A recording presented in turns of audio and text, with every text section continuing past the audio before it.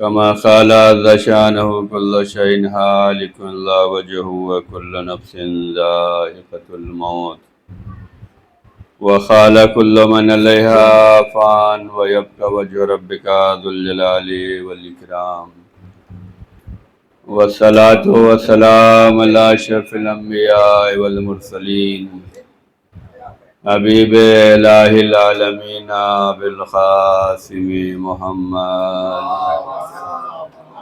وعلى اہل بیت الطیبین الطاہرین المعصومین المظلومین لا سیما بقیت اللہ الحجۃ ابن الحسن صلواتک علیہ وعلى آبائہ فی هذه الساعة وفی کل ساعة وليا وحافظا وخائدا وناصرا ودليلا وعينا حتى تسكنه أرضك طوعا وتمتعه فيها طويلا اللهم صل على أما بعد فقد أوصيكم ونفسي بتقوى الله إن الله يحب المتقين اپنے نفس کو اور آپ تمام حضرات کو تقوی الہی کی دعوت دیتا ہوں، وعظ و نصیحت کرتا ہوں۔ ہمیں چاہیے کہ ہم تقوی الہی کے زیر سایہ زندگی کو بسر کریں۔ بہترین سرمایہ نجات اور حیات تقوی الہی ہے۔ تقوی الہی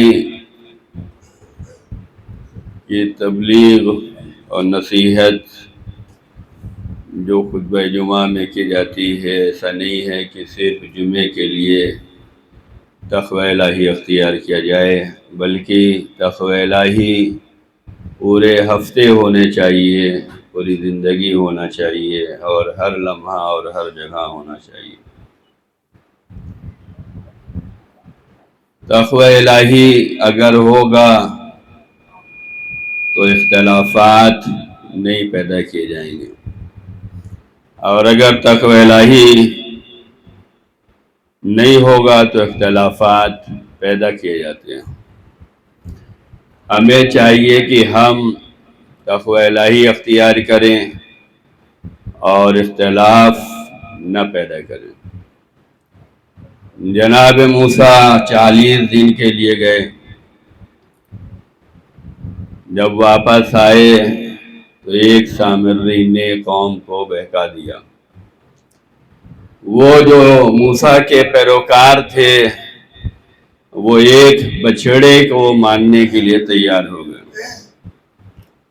کتنا غضبناک ہوئے جناب موسیٰ،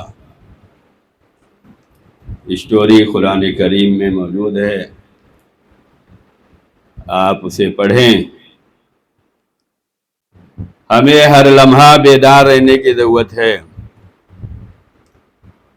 کوئی ہماری قوم میں بھی اس طریقے کا سامری نہ پیدا ہونے پائے۔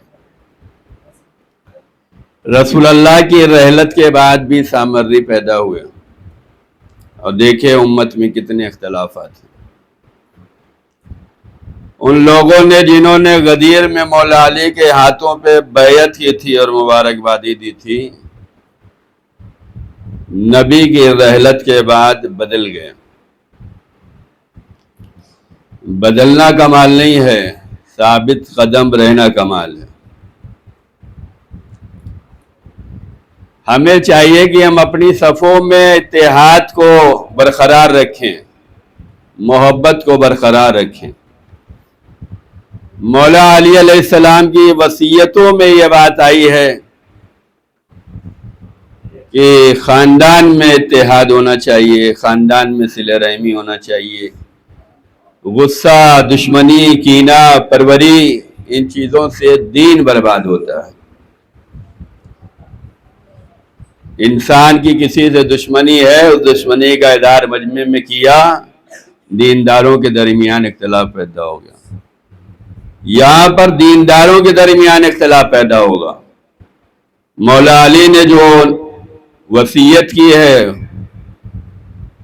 اپنی زندگی کے آخری لمحات میں، ان میں یہی تھا کہ دشمنی، کینہ، حسد دین کو برباد کر دیتا۔ اور دیکھیں انسان اپنے گھر کی دشمنی کہاں تک نکال لیتا، خاندان کی دشمنی کہاں تک، رشتہ داروں کی دشمنی کہاں تک۔ عزیزان گرامی، ہمیں وہ کام کرنا چاہیے جو اتحاد والا ہو، مومنین کی صفوں میں درار نہ پیدا ہو، مومنین کی صفوں میں محبت، بھائی چارگی، دینداری، جذبہ ایمانی یہ برقرار رہنا چاہیے، اور اس کے لیے صبر اور ضبط بہت ضروری ہے۔ اور ہر چیز کا ایک طریقہ ہوتا ہے، اس طریقے کو اپنانا چاہیے۔ اگر کسی کی کوئی غلطی ہے تو مجمع عام میں سب کے سامنے نہیں بیان کرتے۔ حدیث میں آیا ہے کہ جو تمہیں سب کے سامنے کرے گا وہ دشمنی پیدا کرے گا۔ اصلاح کرنے والے کسی کی برائی، کسی کی کمی، کسی کی خطا، کسی کی غلطی اس کو تنہائی میں بتاتے ہیں، یہ نہیں کہ مجمع میں کھڑے ہو جائیں اور بتائیں آپ کی یہ غلطی ہے۔ اگر غلط بھی ہے تو اس کو شرمندگی ہوگی، ذلت ہوگی، رسوائی ہوگی۔ ہر چیز کا ایک طور طریقہ بیان کیا گیا ہے، اس طور طریقے کو ہمیں بیان کرنا چاہیے۔ اور سب سے اہم یہ ہے کہ ہم ہر جگہ بول بھی نہیں سکتے، ہمیں بولنے سے پہلے ہمیں اختیار تو ہونا چاہیے بولنے کا۔ یہاں نماز ہو رہی ہے، ہمیں اجازت ہی نہیں ہے اور ہم کھڑے ہو گئے بولنے کے لیے، کمیٹی ہمیں اجازت ہی نہیں دے رہی، ہم زبردستی پڑھانے کے لیے تیار ہیں۔ یہ چیزیں انتشار کا سبب ہیں، یہ چیزیں اختلاف کا سبب ہیں۔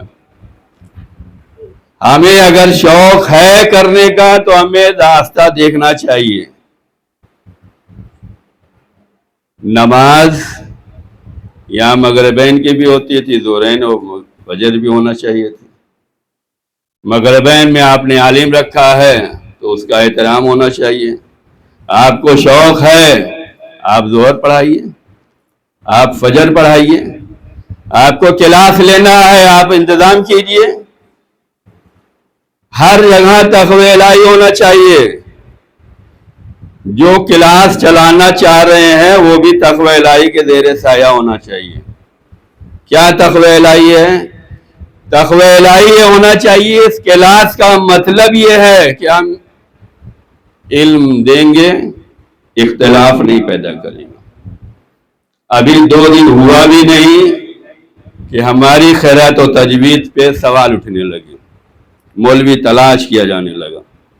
وہ تو پڑھاتے تھے، یہ کیا خرافات ہے، یہ کیا بدتمیزی ہے۔ ایک نظام ہوتا ہے، ایک تنظیم ہوتی ہے، ایک ذمہ دار ہوتے ہیں، ان ذمہ داروں کو سمجھنے کی ضرورت ہے۔ جس کو جو کرنا ہے تقوی الہی کے زیر سایہ کرے۔ تقوی الہی کے زیر سایہ کا مطلب یہ ہے کہ خدائی راستے پہ لانا ہے، خدائی راستے سے ہٹانا نہیں ہے۔ تقوی الہی کے زیر سایہ کا مطلب یہ ہے کہ محبت اور امن و امان کا پیغام دینا ہے، نفرتی نہیں بانٹنی ہے۔ کتنے لوگ ہیں؟ 10-20 لوگ، انہی میں انتشار، انہی میں اختلاف، انہی کے خلاف۔ عزیزان گرامی، ہمیں سوچنے سمجھنے کی ضرورت ہے اور یہ کام ذمہ داروں کو کرنا پڑے گا۔ ہم اپنی لائف میں ہم نے بہت دیکھا ہے کہ لوگ نیک کام کے ارادے سے آتے ہیں، اس کے بعد قوم میں انتشار پیدا کر دیتے ہیں۔ میں ایک جگہ جمعہ پڑھاتا تھا، ایک بندے کو میری یہ بات بری لگی کہ ہم اتحاد کے حمایتی ہیں۔ یہ اتحاد کا حمایتی ہونا مطلب کیا ہے؟ مومنوں میں اتحاد کی بات نہ کریں، مومنوں میں محبت کی بات نہ کریں، ان کے اندر صلہ رحمی کا جذبہ نہ پیدا کریں. ان کو بڑی بری بات لگی. اب وہ تھے دوسرے علاقے کے, انہوں نے تو ہمارے سامنے یہ یہاں تک آگے کہا کہ ہم تو جمعہ پڑھتے نہیں, غیبت امام میں جمعہ نہیں ہے, اور اپنے زمانے کے بہت بڑے وہ سر ہیں, جمعہ نہیں پڑھتے. یہ جمعہ نہ پڑھنے والا کیا پڑھائے گا قوم کو, کیا درس دے گا؟ یہ دشمنی اس نے یہاں تک ہم سے نکالی ہے. آج یہ میں بات اس لیے کہہ رہا ہوں کہ قوم بیدار رہنا چاہیے کہ لوگ نیک کاموں کے ارادے سے آتے ہیں اور قوم میں انتشار مچا کر چلے جاتے ہیں. سامنے سامنے باتیں ہوئی, ان کے ساتھ ہم اتحاد نہیں کر سکتے. ہم نے کہا ان کے میڈیکل تم یوز کرتے ہو, ایجوکیشن ان سے لیتے ہو, کاروبار میں ان کے ساتھ ہو, اٹھنا بیٹھنا ان کے ساتھ ہے. کہا وہاں چلے گا یا نہیں چلے گا؟ ٹھیک ہے, جمعہ کا غیبت امام میں واجب ہی نہیں, واجب تخیری ہے. جمعے کے بارے میں اتنی احادیث بیان کی گئی ہے, 3 جمعہ نہ پڑھنے والا کیا ہے جا کے دیکھیے حدیثوں میں. میں نہیں پڑھتا. کیا امام کے زمانے میں ایک ہی جمعہ ہوگا اور آپ امام کے پیچھے پڑھیں گے؟ امام کی زندگی کے حالات دیکھیے آپ. کیا سب جا کے کوفئی مسئلہ مسائل پوچھتے تھے؟ کیا دنیا بھر کے لوگ مدینے ہی جا کر امام سے سوال جواب کرتے تھے؟ نہیں, ان کے نمائندے ہوتے تھے امام کے, ہر علاقے میں نمائندے ہوتے تھے, نائب ہوتے تھے, وکلا ہوتے تھے, ان کے شاگرد ہوتے تھے, ان کے اصحاب خاص ہوتے تھے. کیا ایک ہی جمعہ ہوتے تھے امام کے زمانے میں؟ انہوں نے دشمنی ہم سے یہ نکالی کہ جہاں میں جمعہ پڑھاتا تھا وہاں انہوں نے قیام کیا, جا کے مکان لیا, صفوں میں داخل ہو گئے, کمیٹی میں شامل ہو گئے, ہم یہ کرنا چاہتے ہیں, ہم یہ ساتھ دینا چاہتے ہیں, سب استقبال کرتے ہیں. اس کے بعد انہوں نے پہلے شرط یہ رکھی کہ یہ مولانا رہیں گے تو مجمع کم ہے, دوسرے ہم بلائیں گے تو زیادہ آئیں گے, ان کی وجہ سے لوگ نہیں آ رہے. کمیٹی جب کمزور ہوتی ہے نا تو دوسرے لوگ پیسوں کے سہارے سے اور مزہ لیتے ہیں. ہم چاہے جتنے فائنینشیل کمزور ہوں لیکن ایمان عقیدے سے کمزور نہیں ہونا چاہیے. آپ کتنا دے رہے ہیں لیکن آنے والا بھی خوش ہے, آپ بھی خوش ہیں. انہوں نے کمیٹی میں انوالو کیا کہ ہم بھی ممبر بنیں گے, ممبرشپ بھی دے رہے ہیں, یہ کر رہے ہیں وہ کر رہے ہیں. اس کے بعد فتنہ یہ مچایا کہ انہیں ہٹاؤ تو اور لوگ آئیں گے, سب کو مجمع چاہیے. گروپ بنایا گیا موبائل پہ, جو ہمارے فیور میں تھے ان کے گھر سے 1 نمبر ایڈ کیا گیا, اور جو ہمارے خلاف جا سکتے تھے گھر سے 10 موبائل نمبر ایڈ کیے گئے. گروپ بڑا بنایا گیا, ووٹنگ گروپ پہ ہوئی. ان کے گھر سے 1 سے 10 لوگ موبائل نمبر ایڈ ہے, اور ہمارے چاہنے والوں کے گھر سے 1 موبائل نمبر ایڈ ہے. جب ووٹنگ ہوئی تو کیا ہوا؟ نہیں, ان کو ہٹاؤ. کتنے ہوئے؟ اتنے %. بعد میں یہ نتیجہ, یہ جھوٹ, یہ مکاری, یہ عیاری, یہ فراڈ کھلا کہ ہمیں دھوکہ دیا گیا. 2 مہینے کے بعد وہ بھی جماعت سے الگ ہو گئے. کیوں؟ کام ہو گیا. تو ایسے لوگوں سے بیدار رہنے کی ضرورت ہے. ذمہ داروں سے میں گزارش کر رہا ہوں کہ ذمہ دار کا مطلب یہ ہے کہ ذمہ دار ہے,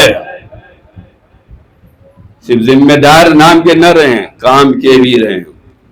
جس کو آنا ہے آئے, ہمارے رول ہیں, ہماری جماعت کے رول ہیں, اس طریقے پہ آئیے, ساتھ دیجئے, لیکن اختلاف نہ مچائیے. قوم کو جوڑنے میں بہت وقت لگتا ہے, اداروں کو منظم کرنے میں بہت وقت لگتا ہے, لیکن برباد کرنے میں وقت نہیں لگتا. تقوی الہی کے زیر سایہ جس کو جو کرنا ہے کرو. تم ہفتے میں 3 دن کلاس چلانا چاہ رہے ہو چلاؤ, لیکن ان مومنوں کے درمیان، ان نمازیوں کے درمیان وہ علم دیا جائے جو تقوی الہی والا ہو، جو خدا رسول والا ہو، جو اہل بیت کی مشن والا ہو۔ آتا کچھ نہیں ہے، سب ہم پڑھانا چاہ رہے ہیں۔ پڑھائیے، جتنی اوقات اتنی پڑھائیے۔ اوقات سے زیادہ بڑھ جائیں گے تو پھر یہ جو ہے وبال جان بن جاتا ہے۔ جس کا جتنا علم ہے اتنا ہی استعمال کرے تو بہتر ہے۔ ہم اپنے سے بڑے کو پر آواز اٹھائیں گے تو یہ ہمارے لیے نقصان دہ۔ ہمارا جتنا علم ہے اتنے ہی پر ہمیں گزر بسر کرنے کی ضرورت ہے۔ ذمہ داروں سے میری اپیل یہ ہے، آپ نمازیوں سے یہ اپیل ہے کہ آپ اپنی آنکھوں کے ساتھ دل کی آنکھ بھی کھلی رکھیں۔ تقوی الہی کے زیر سایہ زندگی گزاریں، نفرت نہ پھیلائیں۔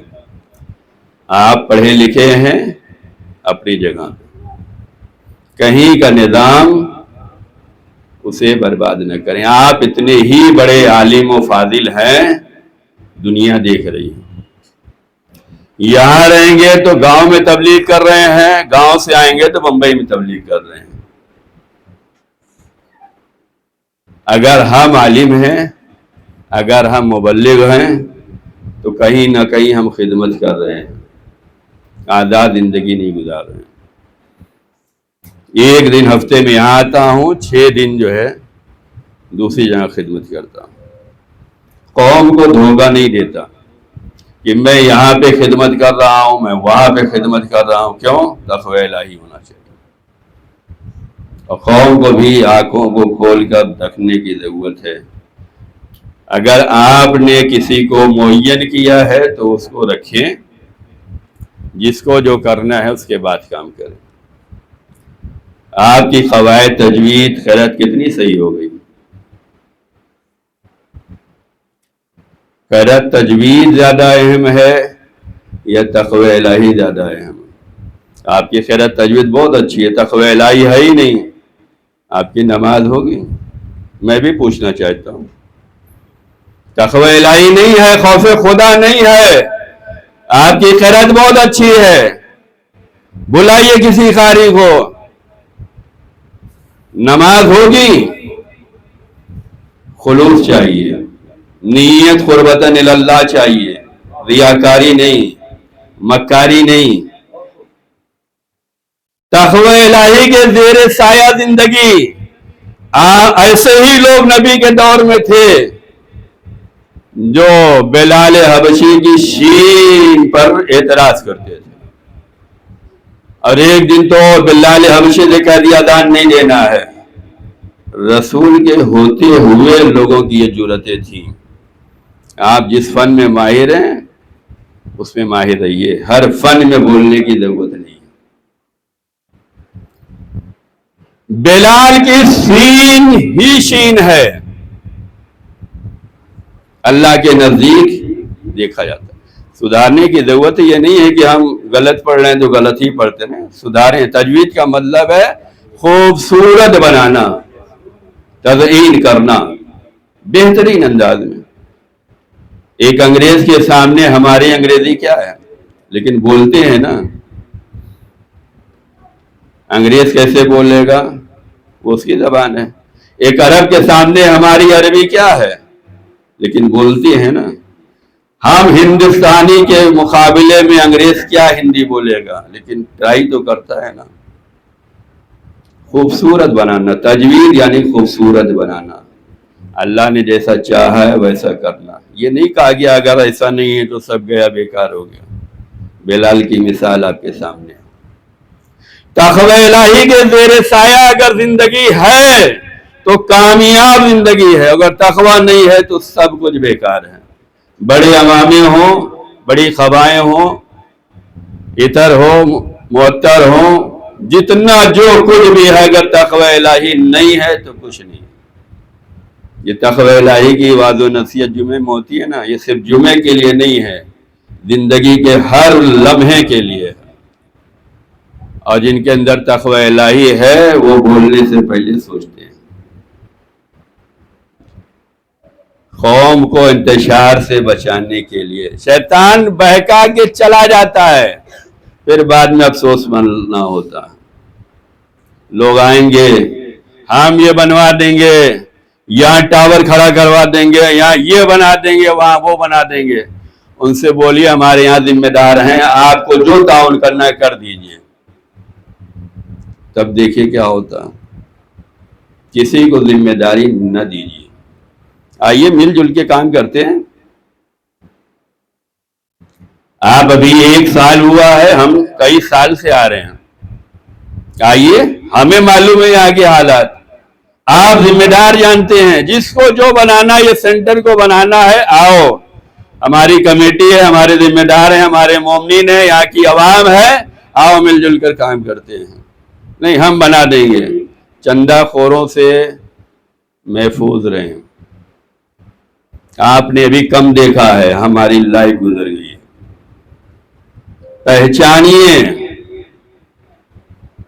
پہچانیے کل کا دن یوم غم ہے.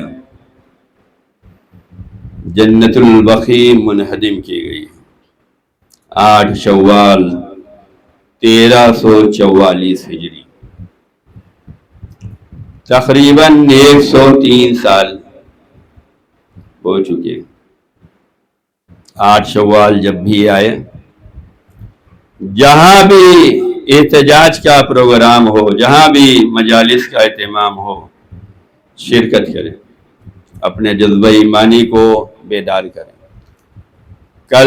آج رات مغل مسجد میں پروگرام ہے جنت البقیع کے سلسلے میں. کل دن میں ممبرا میں سہانہ میں پروگرام ہے. بین الاقوامی علماء، بین المذاہب علماء شریک ہو رہے ہیں. ہر مذہب و ملت کے لوگ آ رہے ہیں.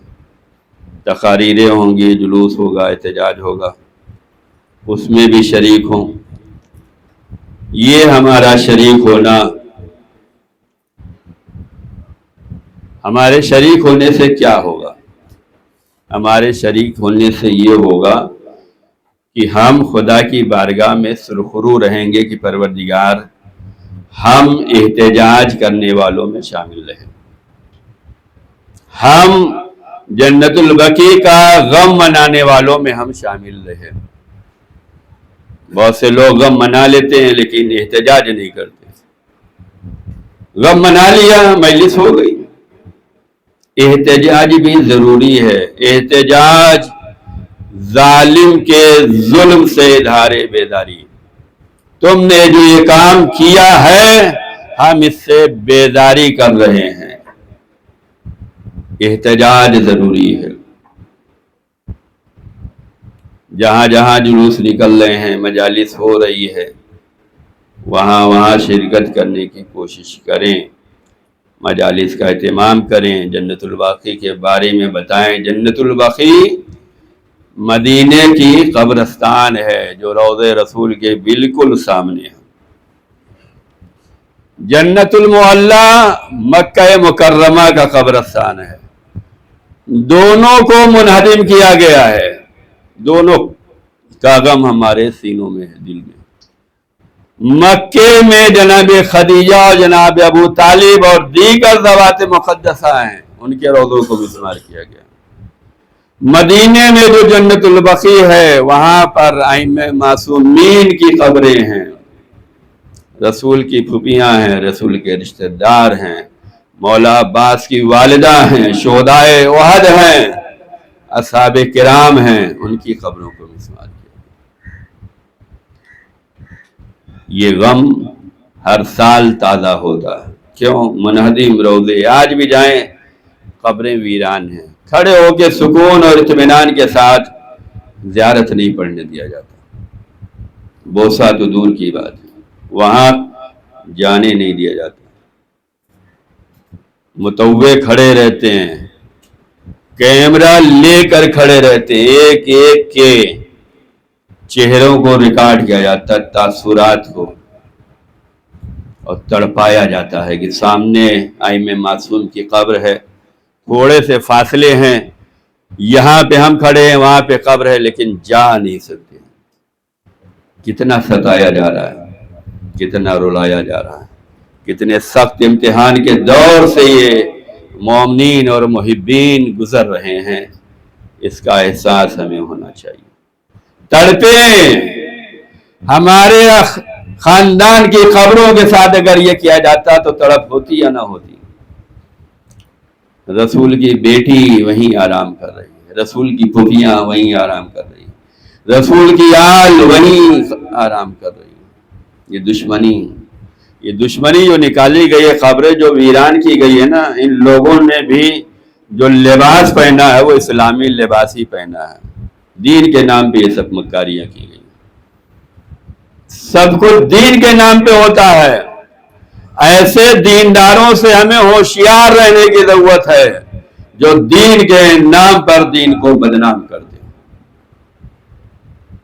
دیندار دین کو بدنام نہیں کرتا، حسین والے دین کو بدنام نہیں کرتے، لیکن یزید والے اپنے کو مسلمان بھی کہتے ہیں اور دین کو بدنام بھی کرتے ہیں۔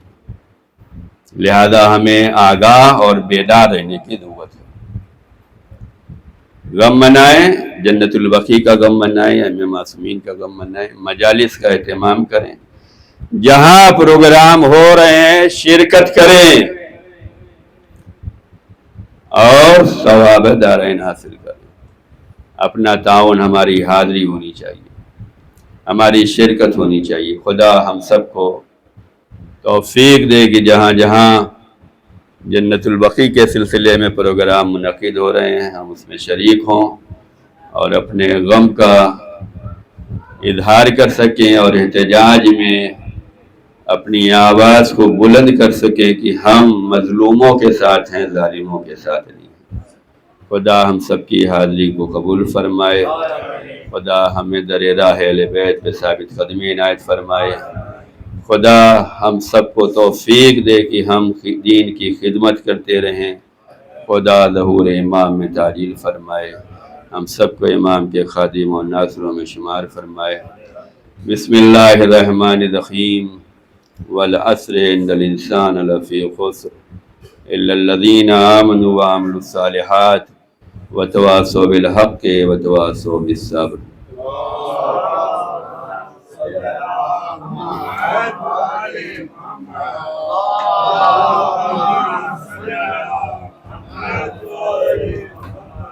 اللہم صلی علی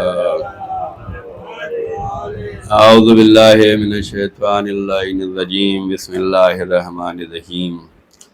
الحمدللہ الذی لا الہ الا هو الحلیم الکریم، غافر الذنب وقابل التوب وهو الغفور الرحیم۔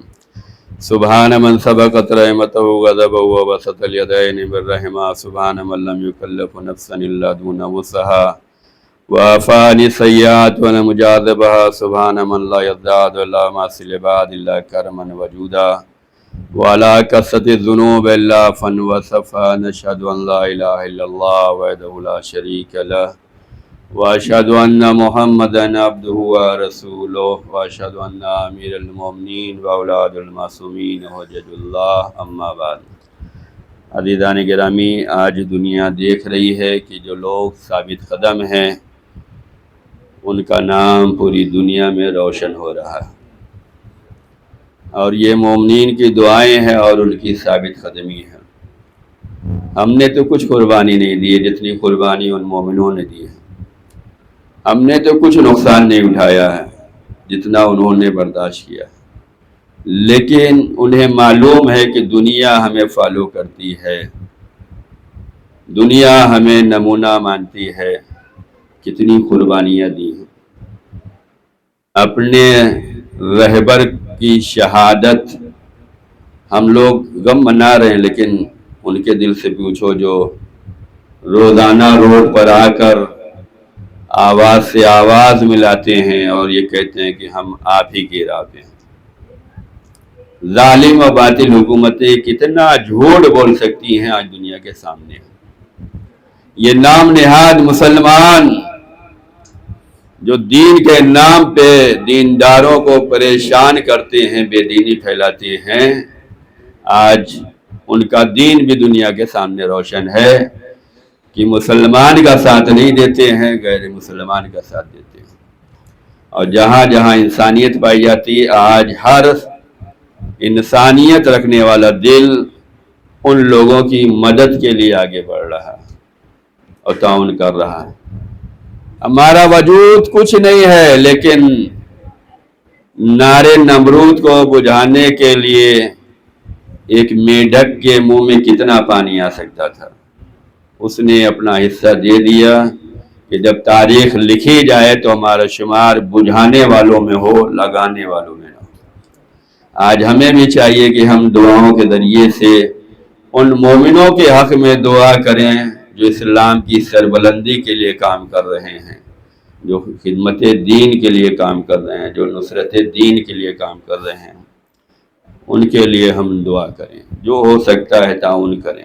دنیا کی ہر قوم تعاون کر رہی ہے، ہر انجمن تعاون کر رہی ہے، ہم لوگوں کو بھی چاہیے کہ تعاون کریں اور یہ حصہ، یہ پیسہ وہاں پر جائیں اور کہیں کہ یہ ہماری طرف سے، یہ ہماری انجمن کی طرف سے، یہ ہماری کمیٹی کی طرف سے۔ کوشش کرنا چاہیے، حوصلہ دینا بہت ضروری ہے۔